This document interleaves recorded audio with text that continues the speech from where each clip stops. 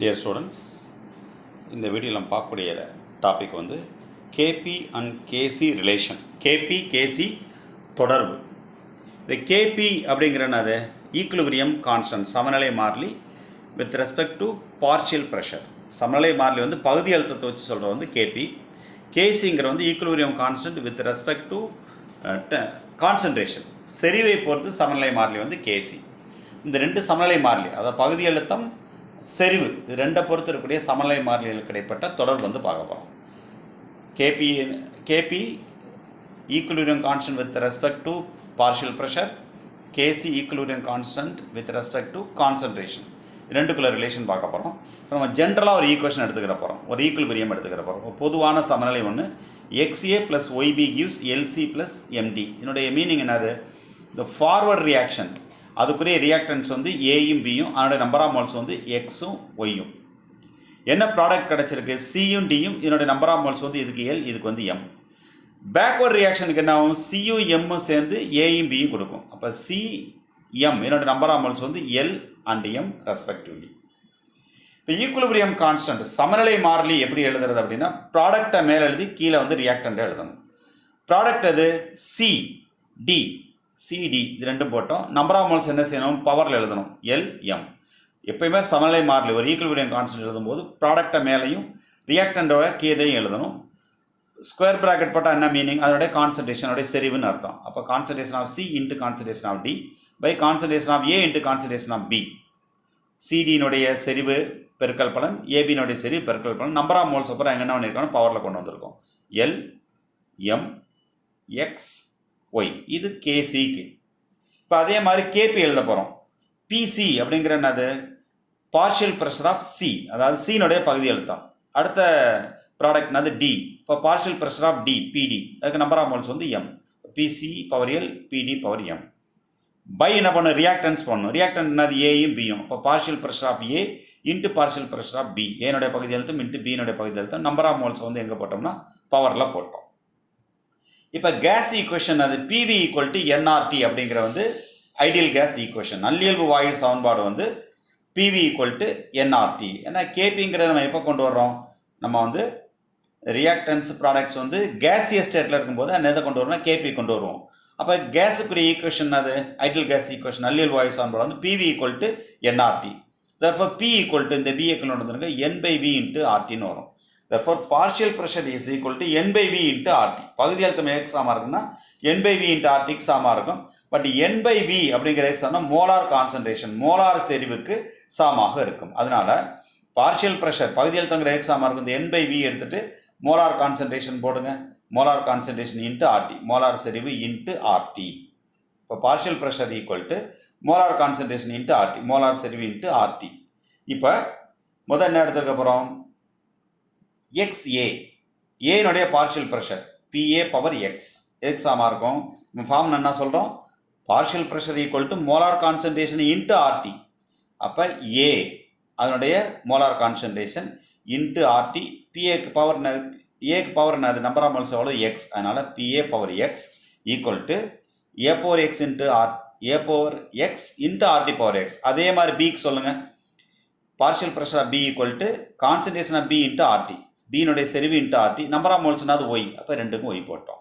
தென் C, PC = சினுடைய concentration × RT, number of மோல்ஸ்னாது L, ரெண்டுக்கும் பவரில் எல் போட்டாச்சு. Then PD partial pressure of D, டினுடைய பகுதி அழுத்தம் என்ன பண்ணணும்? கான்சன்ட்ரேஷன் × RT, நம்பர் ஆஃப் மோல்ஸ்னாது எம், பவரில் எம் போட்டாச்சு. இப்போ இந்த வேல்யூஸ் எல்லாத்தையும் இந்த ஈக்குவேஷனில் வந்து நம்ம என்ன பண்ண போகிறோம்னா சப்ஸ்டிடியூட் பண்ண போகிறோம். இந்த பார்ஷியல் ப்ரெஷர் வேல்யூ எல்லாத்துலேயும் இது ஈக்குவேஷன் வந்து 1ன்னு வச்சுக்கலாம், இது ஈக்குவேஷன் வந்து 2ன்னு வச்சுக்கலாம், இது எல்லா ஈக்குவேஷனையும் 3ன்னு வச்சுக்கலாம். இந்த வேல்யூஸ் 3 பூரா எதில் போய் சப்ஸ்டிடியூட் பண்ண போகிறோம்னா செகண்டில் வந்து நம்ம வந்து சப்ஸ்டிடியூட் பண்ண போகிறோம், பிரதியிட போகிறோம். முதல்ல இப்போது கேபி பாருங்கள். KP = PC/L, PD/M, PA/X, PB/Y. இப்போ இந்த PCக்கு பதிலாக இந்த வேல்யூ சப்ஸ்டிடியூட் பண்ண என்ன பண்ணணும்? PCL = concentration of C/L RT/L, இந்த போட்டாச்சு. இந்த PCக்கு PC/Lக்கு பதிலாக இந்த வேல்யூ போட்டிருக்கோம். அதே மாதிரி நம்ம என்ன பண்ணணும்? அடுத்து என்ன இருக்குது? PD/M. PD power m x ஆமா இருக்கு concentration of D power m RT power m concentration of D power m RT power m அடுத்து PA power x PAx சமம் concentration of A power x RT power x concentration of A power x RT power x போட்டோம் அடுத்தது PB power y concentration of B power y RT power y சரி இப்போ என்ன பண்ணுறோம்னா RT பூரா தனியாக எடுத்துட போகிறோம் RT தனியாக எடுத்துகிட்டு இங்கே மீது என்ன இருக்குது C power L D power m A power x B power y எதெல்லாம் எடுத்துட்டோம் RT பூரா தனியாக எடுத்துட்டோம் இங்கே என்ன இருக்குது RT power L இருக்குது RT power m இருக்குது நம்ம மேத்தமெட்டிக்ஸில் படிச்சிருக்கோம் A power m into A power n equal to A power m plus n படிச்சிருக்கிறோம் அதன் அடிப்படையில் என்ன வரும் RTக்கு என்ன பவர் இருக்குது RT power L அங்கே என்ன இருக்குது RT power m ரெண்டே ஆட் பண்ணும்போது L plus m அல்லது m plus L எல்லாம் ஒன்று தான் m plus L அல்லது L plus m போட்டாச்சு கீழே பாருங்கள் RT power x RT power y அந்த ஃபாலோ படி போடணும் A power m into A power n equal to A power m plus n follow படி RT power x இருக்குது RT power y இருக்குது ரெண்டே ஆட் பண்ணால் RT power x plus y உங்கள் புக்கில் L plus m போட்டிருக்கோம் L plus m போடலாம் m plus L போடலாம் எல்லாம் ஒன்று தான் அதனால் தப்பு கிடையாது அடுத்தது இந்த வேல்யூ x சமம் KC சமம் ஒன்றாவது ஈக்குவேஷன் பாருங்கள் C power L D power m A power x B power y இதெல்லாம் x சமம் KC சமம் ஸோ இதை அப்படியே எடுத்துட்டு இந்த டேர்ம் அப்படியே எடுத்துட்டு நான் எது போட்டேன்னா KC போட்டாச்சு இந்த டேர்ம் எடுத்தாச்சு இதை அப்படியே எடுத்துட்டு எது போட்டோம் KC போட்டுட்டோம் மீது என்ன இருக்குது RT இங்கே RT இருக்குது இங்கே RT இருக்குது அப்போ அடுத்த ஃபார்முலா என்னது A power m by A power n equal to நான் ஒரு A power m minus nங்கிற ஒரு ஃபார்முலா டிவைட் பண்ணுவோம் அது மாதிரி இங்கே என்ன இருக்குது RT power m plus L by RT power x plus y அப்போ என்ன வரும் m minus n ஃபார்முலா படி m plus L அல்லது L plus m minus x plus y இந்த போட்டோம் இதுலேருந்து என்ன பண்ணணும் இதை கழிச்சிடணும் இது m மாதிரி இது n மாதிரி m minus n மாதிரி m plus L minus x plus y இப்போ இது எல்லாமே என்னென்னா கேசியஸ் ஸ்டேட்டில் இருக்குது கேசியஸ் ஸ்டேட்டில் தான் நம்ம கேபி கொண்டு வர முடியும் கேசியஸ் ஸ்டேட்டில் இருக்குது இப்போ இது வந்து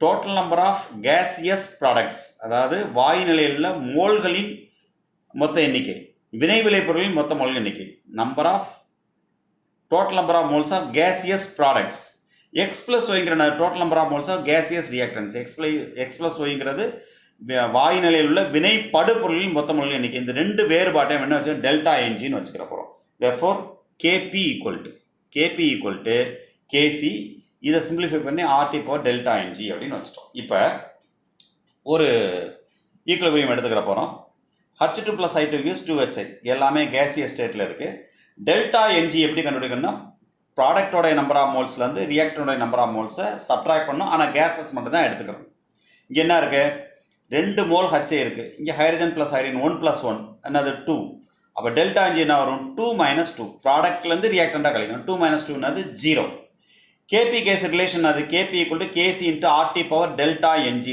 என்னது 0 எனிதிங் பவர் 0 என்னது 1 so KC into 1 KC therefore KP equal to KC அப்போ டெல்டா என்ஜி வந்து 0 இருந்தால் கேபியும் கேசியும் எப்படி இருக்குன்னா ஈக்குவலாக இருக்கும் அப்படிங்கிறத ஞாபகம் வச்சுக்கணும் அடுத்தது N2 + 3H2 gives 2NH3 இங்கே டெல்டா என்ஜி கண்டுபிடிக்கணும் ரைட் சைடு பாருங்கள் நம்பர் ஆஃப் மோல்ஸ் எவ்வளோ இருக்குது 2 லெஃப்ட் சைடு பாருங்கள் நம்பர் ஆஃப் மோல்ஸ் எவ்வளோ இருக்குது 1 + 3 எவ்வளோ 4 அப்போ 2 - 4 எவ்வளோ வரும் -2 வரும் கேபி கேஸ் ரிலேஷன் அது KP equal to KC into RT power delta NG இப்போ KP equal to KC into RT power -2 இப்போ KP equal to KC into RT power -2 வர்றதுனால அந்த கேபி வேல்யூ எப்படி இருக்கும்னா அதாவது எப்படி வந்திருக்கும் KP equal to KC by RT power +2 தான் இதுக்கு மீனிங் கேபி ஈக்குவல் டு